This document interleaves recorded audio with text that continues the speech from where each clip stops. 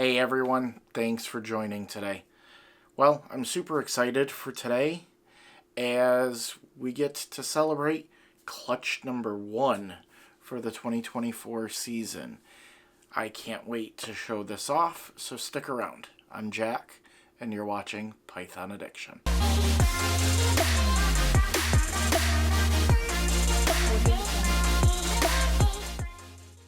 Hey everyone, thanks for joining me today. So today we get to go over everything as far as my setup and how I go about getting eggs into the incubator. I've changed things up a little bit over the course of the last few years, so I kind of wanted to actually show you guys what I do with mixing up the perlite that I use and everything like that. Keep in mind, while I'm going through this, I'm just going to show you guys approximates. For the most part, things are not exact measurement. So keep that in mind as we're going through things. First thing that I did, and I pre-prepped this in advance, and I used this little shot glass to show things. I measured out some Orbeez, or water beads, as they're more commonly called, in advance, and soaked them in just 200 mils worth of distilled water. And this is what I got. And I let them sit for probably about 45 minutes to hydrate fully. And it soaked up the full 200 mils worth of water. But it was only like a teaspoon worth of the water beads, and as you can see, there is a whole lot of them in this container. So this is going to get mixed in with my perlite, and we're going to switch over to the overhead camera here so you can see, and at the same time you can also see my girl Callie here being a nice protective mama with her babies, with her eggs sitting there. So what I normally go through and do is, with the bin itself, the first thing that I go through and do is I always sterilize the bins, and I just use a chlorhexidine mixed with some water to make sure that the bins are sterilized. I do wash them out in advance to make sure that they're washed out, but I like to sterilize everything as eggs are going in, as it's just a way to make sure that you don't get mold or anything like that, or you're not contributing to those factors, as those types of things can contribute if you're not cleaning things out accordingly. So I clean the bins out, wipe it out afterwards with some paper towels to make sure that it's all nice and dry. And then I go through and add in my perlite. And this is, again, as I showed in one of the other videos, I use the Harris perlite. And I don't need a whole lot. Right there, it is a little bit dusty. Now, I'm going to go through and don some gloves, and this is, again, to make sure that I'm trying to keep things sterile, because I don't want any of the oils from my hand getting onto the eggs, and that could potentially cause mold growth. Some people will say that it doesn't, and that they've handled their eggs with their hands without a problem in the past, and I'm pretty sure that that may be the case, but I don't want to take any chances in any of the eggs going bad on my account, on what I'm doing. So I go the extra step, and I don some gloves. And to this perlite itself, before I add the water crystals, I'm going to add, and I got about 300 mils worth of water. If you guys want an amount. Again, it's not an exact science. I've just gotten used to the approximate amount and mix it up. And what you want is you want it to clump, just like that. That's absolutely perfect. So now, what I do is I mix in the Orbeez. The whole shebang. And I just mix these right in there. And what this actually is kind of mimicking is another type of hatch medium called Hatch Right. And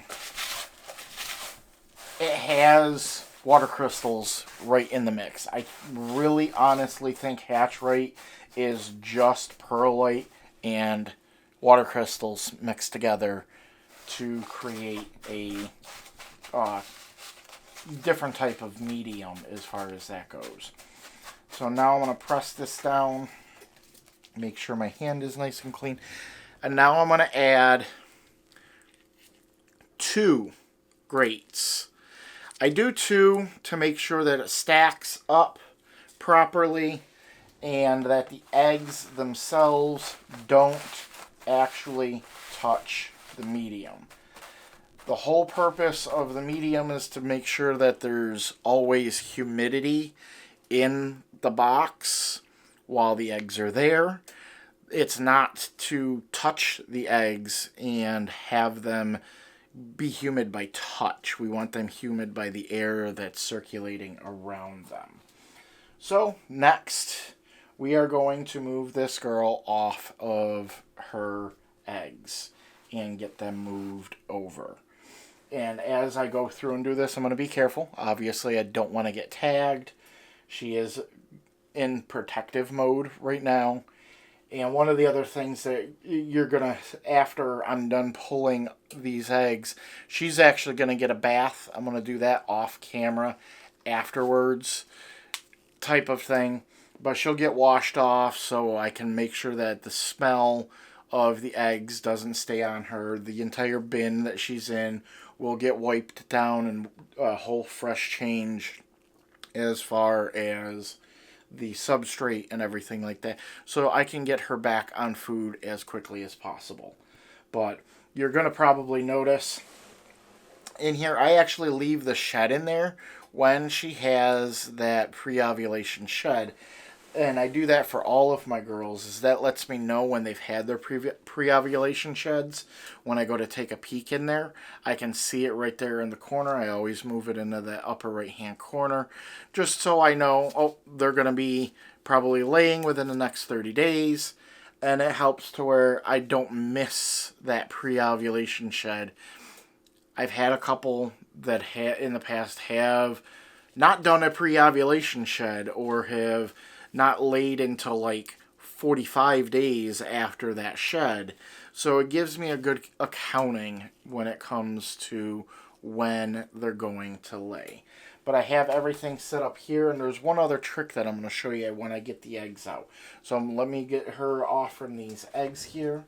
Come on, Mama. I know. You're okay. Ooh, we got a nice big clutch for her first clutch. And now you're going to see on here, I'm actually going to check her whole stomach area here and make sure there's nothing left in her.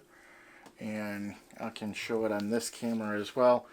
It's one of those I will actually feel to make sure that there's no eggs left in her, so there's nothing left in her egg-wise. So she's perfectly fine there. And we're just going to very quickly and carefully get all of these eggs out of the way. Let's pull that one, set that one right there, and then we'll grab these as a whole bunch and put her right back in here. Like I said, she will get washed and everything a little bit later, but she's just going to go back to her spot for right this minute, so I can now take care of these eggs. So the very first thing that I like to do with eggs when I get them, and this year I'm doing something a little bit different, and I'm going to be marking what clutch number these all are right on their top orientation, however they were originally laid. And this is something a little bit different from what I've done in the past, because in the past I've done just an X. But this time I want to make sure that I don't mix clutch numbers up. And with me getting more clutches this year than I've had in previous years, I want to make sure that I keep track of them accordingly. But next, I'm going to candle them.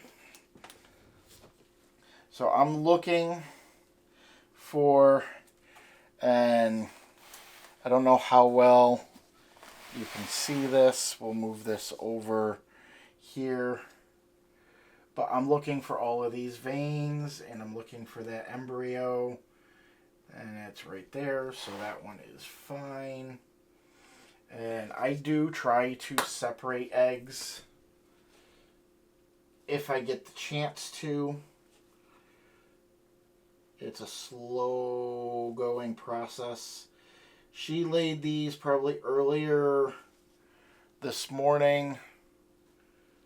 I checked in on her last night at around midnight, and there was no eggs then, so it was sometime in between, well, midnight and about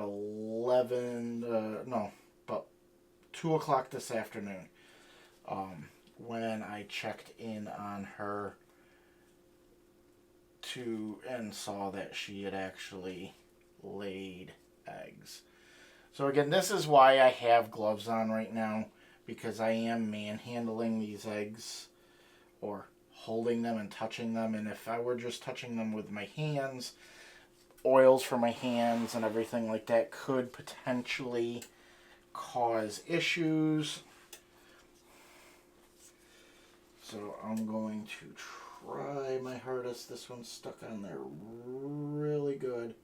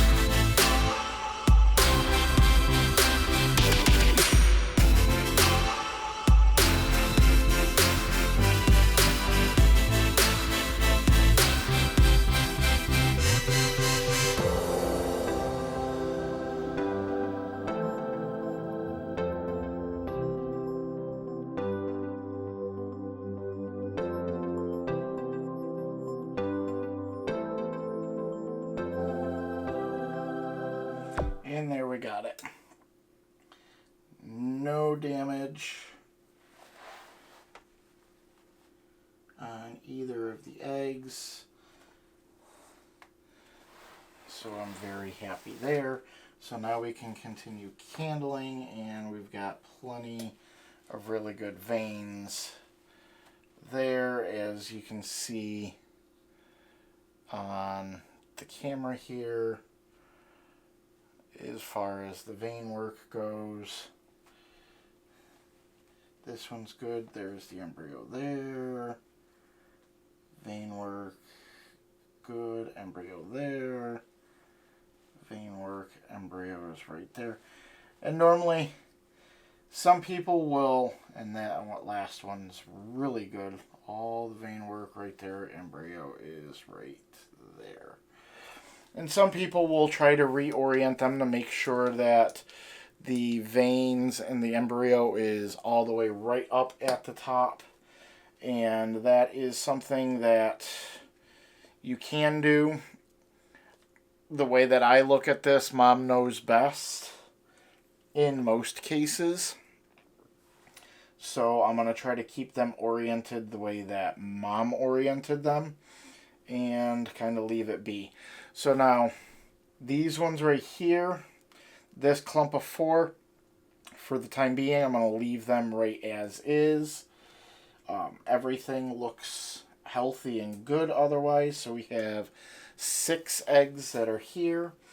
And one of the other things that I like to do, just to make sure that things, because I do pull things in and out of the incubator a little bit, to check on them so they don't move around, is I actually use these plastic garden spikes that can be reused if you wash them and everything like that. But they make great little things to just kind of keep the tension on where the eggs are so they don't roll. So I'll move everything down just a little bit and get this in. I just kind of stick it right in between the lats on the board that I'm using, and then just get it into the perlite mix, and it'll be perfectly fine. So now those won't move around or jiggle around or anything like that during the course of incubation. And then the last thing that I do for this whole process, press and seal. Pull myself a piece of press and seal. And put it right on top. And I make sure that the press and seal doesn't touch the top of the eggs. And the reason behind that is if humidity or condensation builds up on here, it's going to wick off. And one of the things that I have for my actual drawers for the incubator is they're very slightly tilted. So if there's condensation that picks up on the actual press and seal from the high humidity, it rolls to the back and then drips down the side instead of dripping on top of the eggs to, again, further prevent just actual water touching the eggs and everything like that. So it's one of those things that I like to do. But otherwise, this will go into the incubator. The first thing I do is I have another lid that I'll put on here on that side of things. That gets put on there. And then the very last thing that I go through and do is I have my little, and I don't know how well these are going to show up on camera. We'll do it a couple of different ways here to see if they show up. I use Husbandry.pro to track everything for all of my animals, for all their feedings, and all of my breeding. So I actually print out for the incubator itself, I print out little stickers to put on to the bins to make sure that I can ID the bins. And it has what clutch number this is, this being clutch number 1. Again, I also make sure to label the eggs now. I'm doing it that way, just in case for whatever reason the label falls off, the label fades out, something like that. I know which clutch is which without having to guess in that regards there. But this will next go into my incubator, and from there, it's going to be approximately 58 days. I keep my incubator at 89 degrees consistent. I use a thermostat in order to keep both of the incubators at optimal temperatures. I do have a few water bottles in there as well to help regulate temperatures and to help if there's a power outage that goes too long. I do have a battery backup as well to make sure that the incubation doesn't get interrupted during a normal power outage.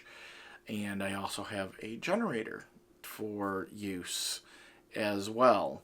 So I have a few backup things that I make sure that are in place and that I've tested before I actually start getting eggs. So that's always a good and important thing to think about if you're getting into breeding or you're thinking about breeding, is making sure that you have a couple of the backup necessities for your incubator and everything like that as well, because God forbid the power goes out when you don't have a way to keep temperatures where they need to be. That can cause severe temperature fluctuations very quickly if you're not taking care of those things. So it's stuff to think about. But if you like today's video, please do hit that thumbs up, as that lets me know that you like this type of video. I will admit, a lot of you like these egg boxing videos, so I appreciate that very much. And as always, if you have any comments, please let me know. Let me know what you think in the comments below. I'm looking forward to this, with it being 6 eggs. I'm hoping for all pieds. That's just me. I know the luck of the draw is probably not going to be all pieds, but I can still hope and see. This has been one of my really highly anticipated pairings so far of the year, so I'm kind of happy that it's the first one in some regards that has laid. But stay tuned for other clutch updates, as this is just the first of several that are going to be coming out over the course of the next several weeks, as I have a few of my other girls that are getting ready to lay soon, so you'll get to see some of those get put into the incubator as well. So if you haven't done so already, please do consider subscribing, and while you're down there, click that notification icon, as that'll let you know when I do put out new videos. But until next time, I love you all. I'm Jack, and you've been watching Python Addiction.